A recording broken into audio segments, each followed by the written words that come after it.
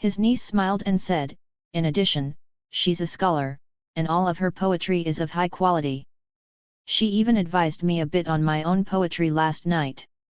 With a small grin, Juniang replied, you little mischief maker, don't exaggerate my shortcomings, you'll make your uncle laugh at me.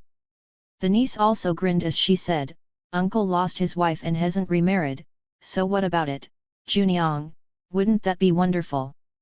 Juniang laughed and rushed out, shouting, a bump in the head must have made you crazy. Then she was gone. Though her words seemed merely playful, the scholar felt very attracted to her. As though his niece could tell how he was feeling, she told him, Juniang's talents and beauty are matchless, so if you don't mind the fact that she's already dead, I'll present a proposal to Juniang's mother for you. The scholar was very pleased. However, he wondered about whether it would be possible for a living person to be married to a ghost. His niece reassured him, it doesn't matter since this was fated to happen. The scholar then prepared to leave. His niece accompanied him, saying, 5 days from now, when the moon's bright and everyone's asleep, I'll send someone to fetch you. The scholar walked out through the doorway, but didn't see Zhu anywhere. As he raised his head and looked westward in the sky, the pale yellow half-moon was shining, so he was able to recognize the path that they'd taken earlier. When he spotted a residence facing the south, Zhu, who was sitting on a stone at its gate, got up and said, I've been waiting a long time for you, so please let me trouble you to come inside my house for a rest. As he took the scholar's hand and they went inside, Zhu thanked him with effusive courtesy. He brought out a gold wine cup and 100 pearls from Shangzi, remarking, I don't have anything but these, so I hope they'll serve as simple betrothal gifts. Later he remarked, I have some unstrained wine in the house, but since it came from the underworld, it's unworthy of my honored guest, so what's to be done? The scholar expressed his gratitude for everything, and took his leave. Zhu accompanied him halfway home, and then they went their separate ways. When the scholar returned to the monastery property, monks and servants gathered around to ask him what had happened. Concealing the truth from them, he claimed, when I said there was a ghost, I was just being facetious. In fact, I merely went over to a friend's home for some drinks. After 5 days, Zhu arrived, dressed up and carrying a fan, clearly very happy. As he arrived at the building's entrance hall, he warmly paid his respects to the scholar, even from a distance. Smiling, Zhu said, your marriage ceremony is all arranged and to be celebrated tonight, so you should be on your way. Since I didn't know if she'd agree, said the scholar, I haven't yet sent the betrothal gifts, so how can I have a wedding ceremony? Zhu replied, I've already had them sent. The scholar was very touched by Zhu's efforts, and so he left with him.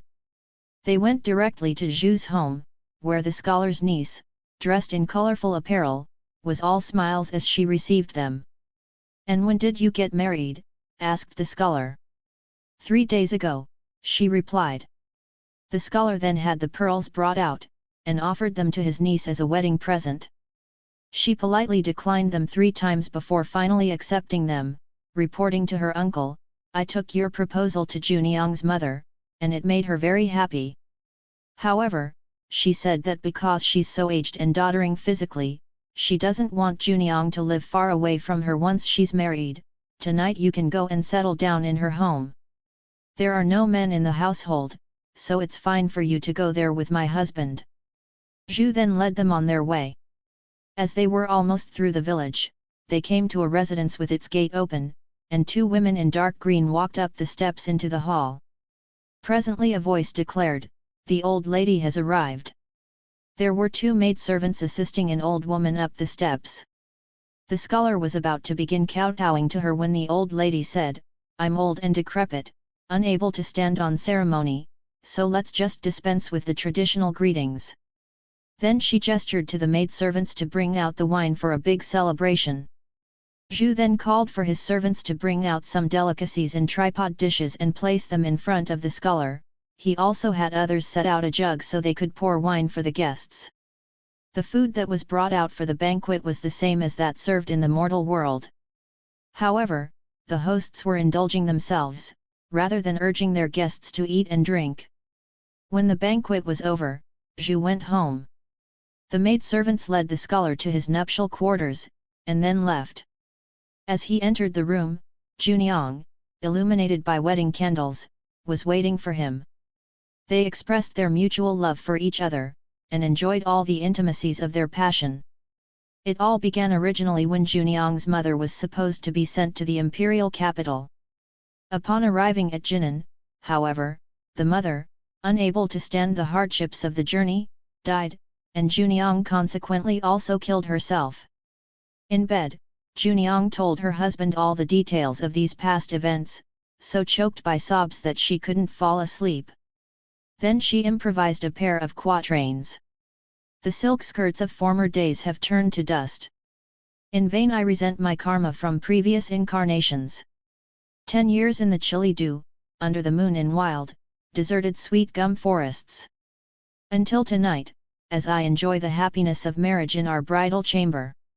Juniang continued. In the wind and rain, the white willow marks the lonely grave. Who'd dare to think that one day I would enjoy a couple's sweet life?